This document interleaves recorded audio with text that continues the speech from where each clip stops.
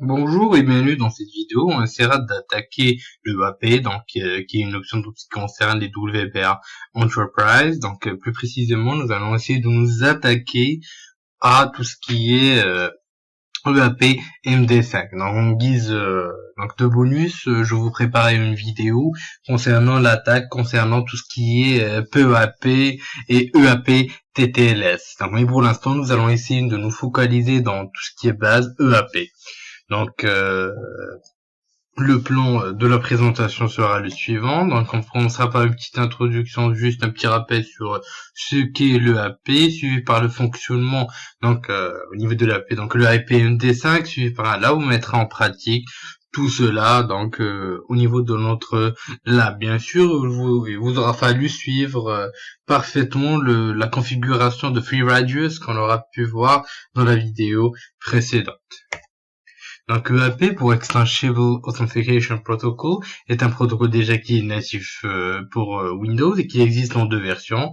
Il consiste à avoir principalement des certificats orientés server-side. Donc c'est là la validation de certificats, c'est là où il y a la principale vulnérabilité.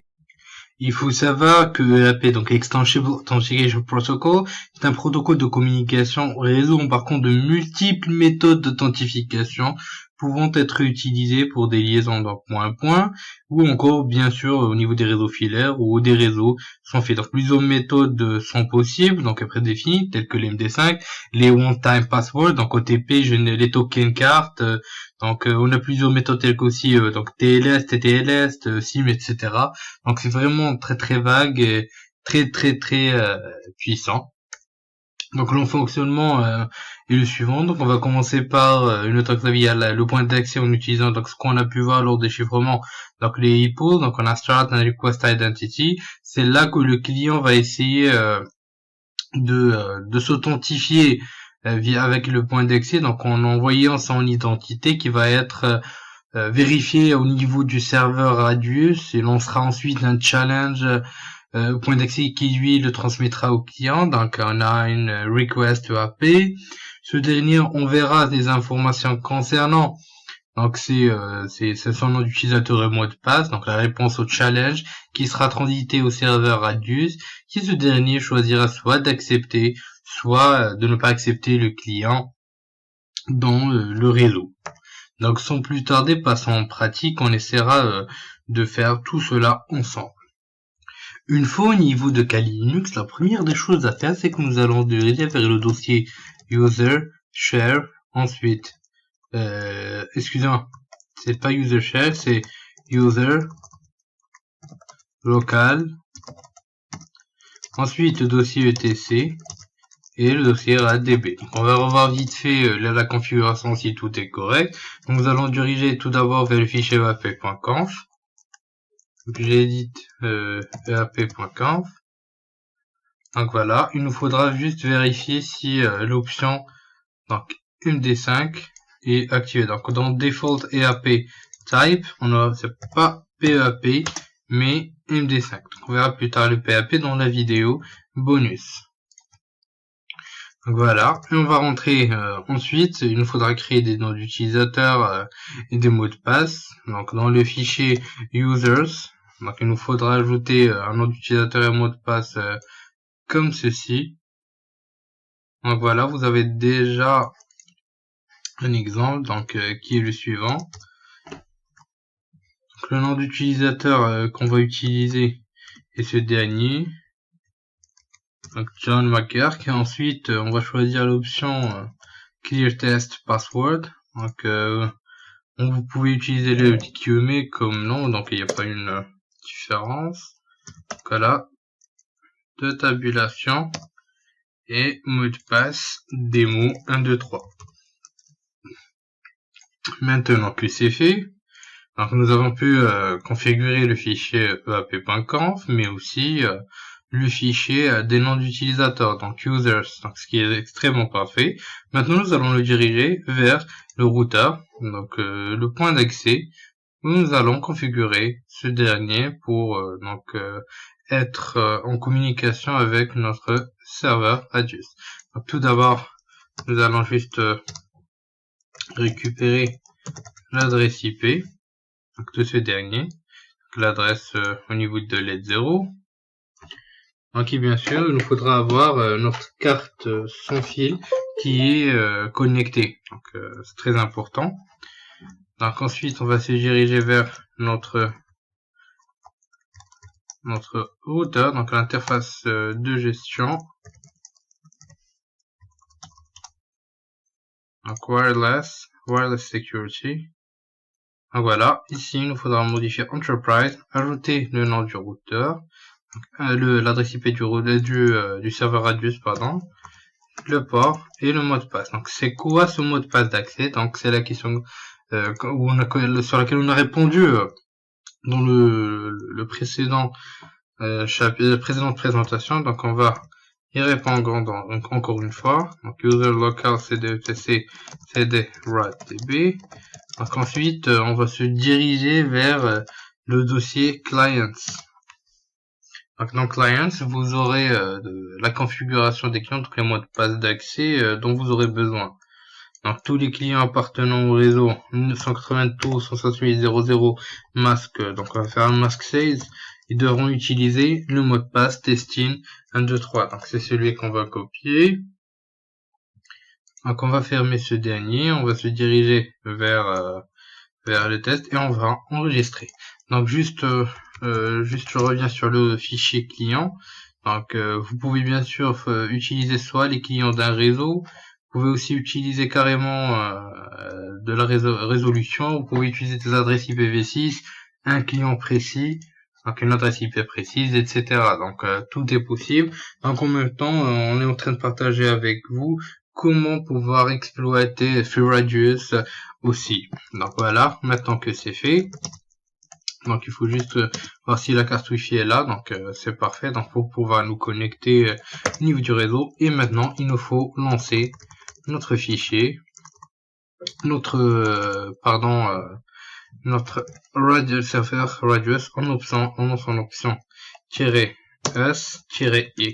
pour avoir les informations. Donc et voilà, le serveur est en écoute. Donc il faut bien sûr vérifier l'adresse IP qui est cette dernière, donc 1812, qui est l'adresse IP concernant l'authentification. Donc c'est parfait pour nous. Maintenant nous allons lancer Wireshark pour pouvoir détecter donc ce qui transite au niveau du réseau. Donc c'est ce qui nous intéresse le plus dans ce cas. Une fois l'authentification réussie, donc nous avons pu sniffer les paquets en utilisant Wireshark. Donc vous aurez pu récupérer les challenges. Donc comme on a dit, on a la request identity, donc la réponse. Donc ici on a un rejout de la requête. Ensuite on a le challenge request, la réponse au challenge et le success. Donc ce qui nous intéresse le plus dans ce cas, c'est tout d'abord la response identity. Donc ici dans la zone d'authentification, dans EAP, donc vous trouverez l'identité, donc le nom d'utilisateur.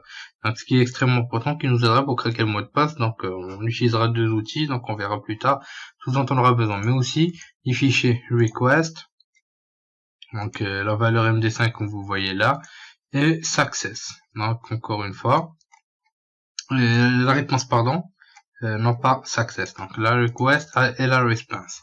Donc c'est ce qui nous intéresse le plus. Ce qu'on va faire maintenant, c'est qu'on va se diriger vers le bureau. Donc j'ai fait une petite copie appelée MD5 EAP et on va ouvrir notre terminal. Donc en lançant, le premier outil qu'on va utiliser, c'est EAP5 MD5 Crack, donc qui est un outil extrêmement intéressant que vous pouvez voir. Donc c'est un script Python qui va nous aider à établir des attaques de type par dictionnaire. Donc il vous suffira de taper donc le nom de l'outil, mais ça après lui avoir les données des droits. Donc pour moi c'est hmod A+X, donc les droits de lecture et d'exécution. Ensuite le fichier de capture suivi par le dictionnaire. Donc il va essayer de voir le dictionnaire s'il existe le mot de passe, sinon il va essayer de le trouver. Sinon il vous faudra utiliser un autre dictionnaire qui doit contenir le mot de passe. Donc dans ce cas, donc vous avez un message. Donc le V c'est pour verbose déjà. Donc on est en train de lire la capture. Donc voilà, il a été trouvé donc le challenge et la réponse. Donc il vous demande si vous voulez craquer, donc le Y, il va essayer tous les mots de passe disponibles dans ce dictionnaire. Donc bien sûr il existe plusieurs dictionnaires. Donc dans l'onglet ressources, vous allez trouver un dictionnaire que je vais partager avec vous qui est spécial dans ce genre d'attaque. Donc ça c'est concernant le premier outil qu'on va pouvoir utiliser. Le deuxième outil c'est EAP MD5 Pass. Donc ce dernier consiste à utiliser exploiter le nom d'utilisateur, la request et la response avec l'ID du paquet. Donc c'est plus de la menu à la. Donc on a le EAP-MD5 crack qui va essayer de faire ça tout seul, et ce dernier donc qui va nous demander toutes les informations. Donc ce qu'on va faire, déjà on n'a plus besoin du serveur Radius, donc je vais lancer Wireshark. On va valider, donc on va ouvrir rapidement notre échange. Voilà. Ensuite, donc on aura besoin de la requête, donc la request. Donc vous devrez ouvrir, aller vers EAP. Donc voilà, c'est EAP MD5 value. Donc comme vous pouvez le voir ici. Et ensuite la réponse. Donc encore une fois, on va aller vers MD5 challenge EAP et MD5 value. Encore une fois, comme vous pouvez le voir. Donc on aura besoin aussi de l'ID du paquet que vous pouvez trouver ici. En allant vers EAP, vous avez l'ID du paquet, donc ce sera normalement le même dans les deux. Donc voilà, comme vous pouvez le voir. Donc suivi par le "-v" pour verbose pour avoir la liste, W pour le dictionnaire que vous allez utiliser. Et ensuite, on va lancer l'attaque. Dans ce cas, j'ai pas intégré le mot de passe dans la liste, donc il n'est pas là. Mais généralement, si vous avez un dictionnaire contenant les mots de passe, donc c'est possible. Pendant cette présentation, nous avons pu découvrir comment effectuer des attaques sur de l'EAP, donc précisément de l'EAP MD5, donc c'est un niveau plus supérieur que les attaques plus traditionnelles. Donc ce que je vais faire, c'est que je vais partager avec vous une vidéo bonus concernant les attaques au niveau du PEAP, qui sont beaucoup plus compliquées, beaucoup plus professionnel, donc je vais faire ça, donc comme ça vous aurez plus d'idées, mais je vous encourage avant ça de faire quelques petites recherches et faire essayer d'essayer de comprendre ce qui se passe un peu avant de passer à cette dernière. Donc je vous dis surtout merci de votre suivi, j'espère que ça a été lucratif pour vous, je vous dis merci, à la prochaine vidéo sur Alpha.